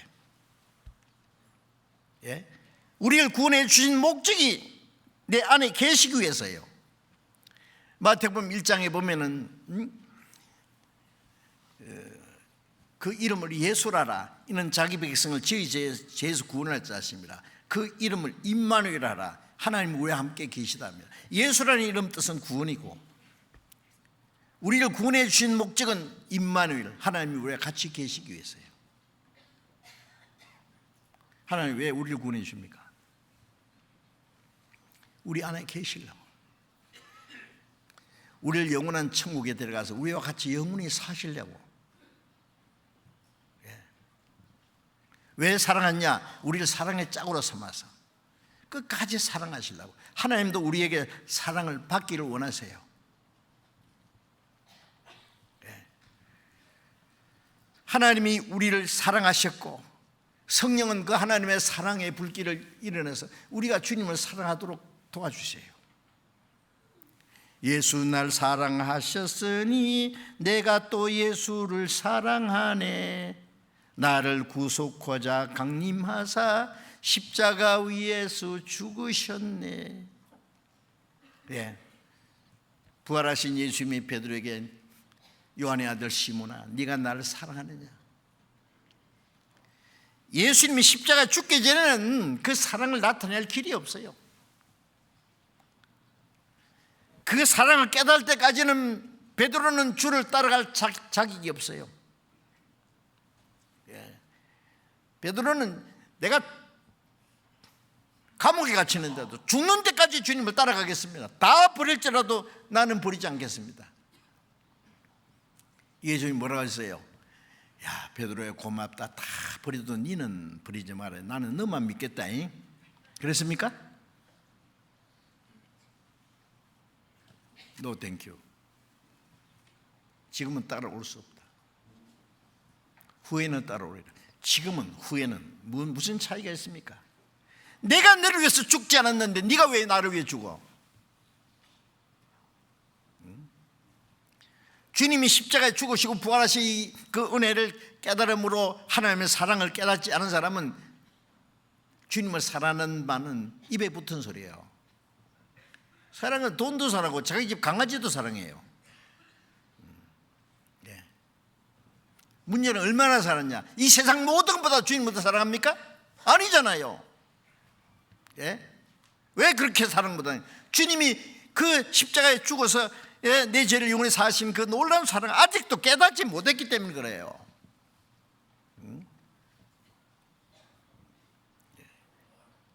제가 어떤 그 교회 오래 다닌 그 권사님, 뚱뚱한 아주 인자하게 생긴 수십 년 교회 다닌 분입니다. 우리 집회하는데 와서 상담하는데 물어봤어요. 주님 아십니까? 예, 압니다. 믿으십니까? 예, 믿습니다. 주님을 사랑하십니까? 예, 사랑합니다. 그래요. 얼만큼 사랑하십니까? 네 아비나 어미나 아들이나 딸이나 나보다 더 사는 자는 네게 합당치 않다고 했는데, 문제는 얼만큼 사랑하냐가 문제입니다. 이분이요, 오래전에 제가 포항에서 전도할 때 만난 분이거든요. 그런데 아들이 셋이라요. 하나는 대학 교수고, 하나는 의사고, 하나는 군인이에요. 훌륭하게 키웠어요. 그 아들들보다도 주님을 더 사랑하십니까? 물으니까 이분이 대답 안 해요. 참 이때게 하는 말이에요. 저는 그 말씀이 이해가 안 됩니다. 주님은 참 욕심쟁이입니다. 자기만 사랑해달라고 합니다. 나는 솔직히 말해서 내 아들들보다 주님을 더 사랑하지 못합니다. 그래서 제가 예, 그러실 겁니다. 예, 아비나 어미나 아들이었다 나보다 더 사랑하는 내게 합당치 않는데 왜 그 말씀하시느냐? 예? 주님이 우리를 얼마나 사랑했다는 걸 알면은 주님을 사랑하는 그 안에 그 모든 것보다도, 부모보다도, 자식보다도, 자기 생명보다도 주님을 더 사랑할 수 있어요. 그래서 제가 그렇게 했습니다. 왜 그러냐면 주님의 사랑을 확실히 깨달아 본 일이 없지 않습니까? 이분이 갑자기 얼굴이 캄캄해졌어요. 예. 전에는 막 잘 믿는 것처럼 기세등등하는 분이 풀이 푹 죽어가지고, 주님의 사랑을 아직 참으로 깨달으면 조금 사랑하는 건 돈도 사랑하고 자기 집 강아지도 사랑합니다. 문제는 얼만큼 사랑하냐가 문제입니다. 이분이 충격을 받아가지고 끝까지 집회에 참석하고 나중에 이분이 깨달았어요. 하나님의 은혜를 깨닫고 저기서 하는 말이 이제 알겠습니다. 이제는 내가 내 자식들보다도 주님을 더 사랑합니다. 자신 있게 대답하더라고요. 주님 사랑 깨달았거든요. 모든 것보다도 주님을 더 사랑합니다. 예수님이 베드로에게 이 사람들보다 날 더 사랑하느냐, 우리에게도 물으실 거예요. 이 세상의 모든 것보다도 날 더 사랑하느냐? 베드로가 말해요. 예, 모든 걸 아시오매 내가 주를 사랑하는 줄 주께서 아십니다. 아시고 말고요.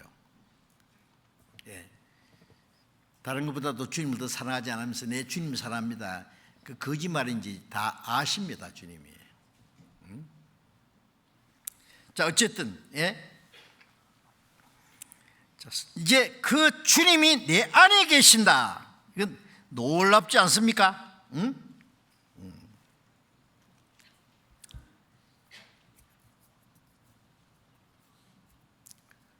창세기 6장 3절에 보면은 인간이 범죄함으로 하나님이 물로 세상을 심판하기로 작정하시고 하신 말이, 이 사람이 범죄함으로 육체가 됩니다. 영에 속한 사람이 돼야 되는데, 영을 따라 살아야 되는데, 하나님의 형상된 영 받은 사람이 영이 죽어버렸어요. 생명인데 범죄함으로 죽었거든요. 육체가 됩니다. 육체가 됩니다. 하나님의 나의 신이 영원히 사람과 함께 하지 않으니 그들이 육체가 되면 하나님의 성신이 떠났어요. 물로 세상을 싹 심판했죠. 홍수가 지난 후에 여러분 창세기 8장에 보면 홍수가 지난 다음에 창세기 8장 6절에 보면은 노아가 창문을 열고 까마귀를 내보냈어요. 어떻게 했어요? 까마귀가 돌아왔어요? 안 돌아왔어요? 예? 안 돌아왔어요. 왜? 왜 안 돌아왔을까요? 사람 죽은 시체, 짐승 죽은 사체가 막 둥둥 떠다니겠죠, 그죠? 까마귀는 죽은 시체 뜯어먹는 거 좋아하죠? 그 먹느라고 안 와. 그게 뭘 말하는지 아세요? 죄와 허물로 죽은 육체 속에 마귀가 없어요. 까마귀는 마귀를 상징하는 그 자리에서는요, 그 다음에 비둘기를 내보냈어요. 어떻게 했어요? 예? 예? 돌아왔어요? 왜요? 뭐라 했냐면 접촉할 것이 찾죠. 발붙일 곳이 없어요. 까마귀는 사체 위에 떠댕기는 거 뜯어먹고 있어요. 비둘기는 성결한 깨끗한 짐승이에요. 발붙일 곳 찾지 못하고 돌아왔어요. 그 다음에 7일 후에 비둘기를 또 내보니까 이번에는 어떻게 왔다고? 감람새 잎사귀를 물고 왔어요. 뭐예요? 이제 물이 점점 감하고 이 세상에서 이제 식물들이 새로운 싹이 났다. 소식이, 좋은 소식이요. 심판이 지나갔다. 새로운 세계가 시작됐다. 소식이요. 그 다음에 7일 후에 또 비둘기를 내보냈더니 어떻게 했다고? 다시 안 돌아왔다. 그게 무슨 뜻인지 아세요? 예, 첫 번 비둘기는 접촉할 곳을 찾지 못하고 돌아왔다는 것은 하나님이 사람과 같이 계시곤 했는데 인간이 범죄함으로 하나님이 인간 가운데 계실 수 없었어요. 그 다음에 두 번째 비둘기를 보냈더니 감람새 잎사귀를 모았다는 것은 예수님은 성령으로 잉태했어요. 그래서 십자가에 죽으시고 부활하셔서 하나님 앞에 가셨어요. 예? 감람새 잎사귀를 물고 가신 거예요. 예? 그것은 이제 심판이 지났다. 새로운 역사가 시작됐다. 소식을 가죠. 그 다음에 세 번째 비둘기를 보낸 것은 이제 돌아오지 않았다는 것은 구원받은 사람 속에 성령이 계속 계시니까 내가 성령이 오시면 너희 가운데 계시겠습니다. 마태복음 28장 20절 보면은 세상 끝날까지 너희와 항상 함께 있으리라. 성령으로 같이 계시겠다는 거예요. 예? 마태복음 3장에 보면은 예수님이 요단강에서 침례받았어요. 물속에 들어갔다가 나온 건 십자가에 죽으시고 장사되고 부활하신 걸 가르쳐요. 예수님이 침례받고 물에서 올라오실 때 하늘문이 열렸어요. 성령이 비둘기같이 예수님 위에 임하시면서 이는 내 사랑하는 아들이요 기뻐한 자라. 성령이 비둘기같이, 비둘기는 성령을 상징하는 거예요. 이 배지 아시죠? 우리 성교 배지. 지구에다가 비둘기, 성령이 오시면은 땅끝까지 내 증인이 되라. 그걸 상징하는 거예요. 예? 비둘기 성령입니다. 예루살렘부터 땅까지. 예수님이 죽으시고 장사되고 부활하심으로 구원의 역사가 이루어지고 예수님의 구원 역사를 이루시고 가신 후에 성령이 오셨잖아요. 오셔서 믿는 사람 속에 이는 내 사랑하는 아들이로 기뻐하는 자라고 하는. 그래서 로마서 8장 16절에 성령이 친히 우리 영으로 더불어 우리가 하나님의 자녀인 것을 증거해요. 성령이 우리에게 그 은혜를 깨닫게 하고 구원해 주셨다는 것을 깨닫게 한 거예요. 그래서 성령이 우리 안에 오셔서 우리와 같이 계셔요. 그래서 갈라디아서 3장 2절에 너희가 성령을 받은 것은 듣고 믿음으로 가느냐. 복음을 듣고 깨닫고 믿을 때 성령이 오셨어요. 성령이 계신 줄 몰라도 계셔요. 예. 고린도전서 6장 19절에 너희 몸이 성령이 거하시는 전인 줄 알지 못하느냐. 성령이 계시니까 이 몸이 성전이에요. 예? 성령이 계시는 전인 줄 알지 못하느냐. 성령이 계신다는 건 놀라운 일입니다. 요한복음 14장 20절에 그날에 너희가 내 안에 내가 너희 안에 있는 것을 너희가 알리라. 그날에 구원받자마자 주님 주 내 안에 늘 계시고 나 주의 안에 있어. 주님과 나와 하나가 됐어요. 예, 고린도전서 6장 17절에 주와 합한 자는 한 영이라. 예? 쇠가 불 속에 들어가고 불이 쇠 속에 들어가서 쇠가 빨갛게 돼 있어요. 쇠하고 불하고 분리할 수 없어요. 주님이 내 안에 내가 주님 안에 주님과 내 영이 하나가 됐어요. 여러분, 이게 얼마나 놀라운 사실인지 아십니까? 나를 위해서 십자가 죽으시고 사망의 권세를 깨치고 부활하시고 성취하신 그 주님이 저 위에만 계신 게 아니라 성령으로 내 안에 계셔. 주님이 내 안에 계신다는 이보다 더 놀라운 일이 있어요. 예. 성령은 완전한 인격자입니다. 지정의를 갖춘, 완전한 지식을 갖춘, 완전한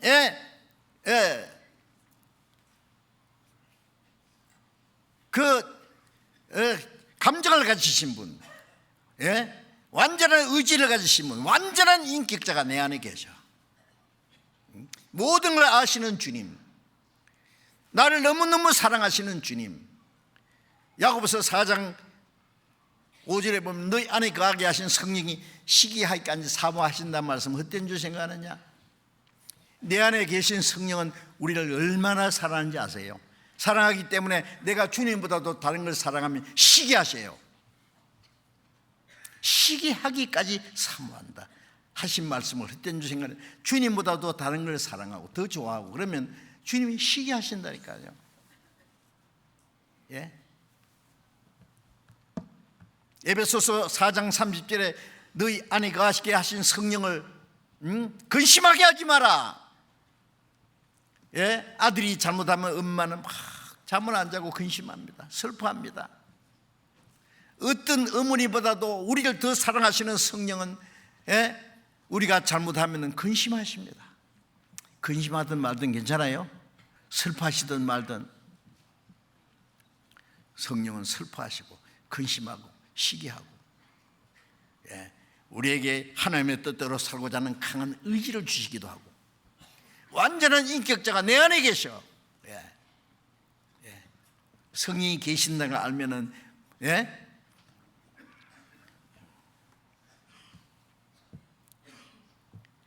히브리서 13장 5절에 돈을 사랑치 말고 있는 바를 족한 줄 알라. 과연 내가 너를 떠나지 않으면 너를 버리지 않으리라. 주는 나를 돕는 자신이 사람이 내게 어찌하리요. 주님이 내 안에 계시면 주님이 나의 모든 것입니다. 내 영혼을 지키시고 내 모든 남은 생애를 책임지시는 분이요. 무엇이 두렵습니까? 사람이 내게 어찌하리요. 내가 너를 떠나지 않으면 버리지 아니하리라. 야곱이 장자의 명물을 뺏었잖아요, 형 에서에게. 에서가 야곱을 죽이라니까 어머니 리브가가 야곱을 외삼촌 집에 보냈어요. 바담 아람에. 처음으로 집을 떠나서 이제 그 외삼촌 집을 찾는데 가다가 밤을 만났어요. 빈 들판에서 돌베개를 베고 눈물을 주르륵 흘리면서 스르륵 잠이 들었어요. 꿈에 사닥다리가 내려왔어요. 하늘에서 천사들이 오르락 내리락 해요. 그 위에서 하나님 말씀을, 야곱아 내가 너와 함께 하리라. 내가 너를 떠나지 않으며 이곳에 다시 돌아오게 하리라. 야곱이 깨서 말하기를 두렵도다 이곳이요 다른 곳이 아니라 하나님의 문이요 하나님의 집이로다. 야곱은 아버지에게 장자 축복을 받았지만 이제 형이 미워해서 죽이려고 하니까 도망가는 중이에요 지금. 외롭고 썰썰고 멀리서 짐승 우는 소리도 들리고 무섭기도 하고. 그런데 하나님이 야곱아 내와 너가 함께하리라. 어디로 가든지 너와 함께하리라. 그걸 다시 이곳에 돌아오게 하리라. 이곳이요 다른 곳이 아니라 하늘 문이요. 여기 하늘 문이요. 하나님의 집이로다. 지금 하나님이 같이 계시. 자, 이게 뭘 말합니까? 우리가 구원받자마자 주님이 같이 계셔요. 내가 너를 떠나지 않아요. 너를 버리지 아니하리라. 우리에게 약속하셨어요. 무엇이 두렵습니까? 무슨 걱정이 있습니까? 무엇이 부럽습니까? 주님이 나의 모든 것이 되셔요. 나의 생명이시오, 나의 소망이시오, 나의 기쁨이시오, 나의 능력이시오, 나를 지키시는 자시오, 나를 그 나라에까지 인도하실 분이에요. 여러분, 그 믿어야 됩니다. 신앙생활이라는 것은 이제 내 방법대로 사는 것이 아니라 내 안에 계신 주님을 모시고 주님과 함께 사는 생활이에요. 주님께 가르침을 받고 주님의 인도를 받고 주님의 보호를 받고 주님 뜻대로 살아가야 됩니다. 주님 내 안에 계신다는 걸 믿으면 함부로 죄를 지을 수 있겠어요? 어떻게 죄를 지어요? 나쁜 곳에 갈 수 있어요? 못 가지요. 두려움도 죄고 걱정도 죄고 슬픔도 죄요. 주님이 같이 계시는데 왜 슬퍼하느냐고, 왜 두려워하고 왜 걱정하느냐고. 이제부터 성령을 모시고 사는 생활이 무엇인지를 계속 배우셔야 됩니다.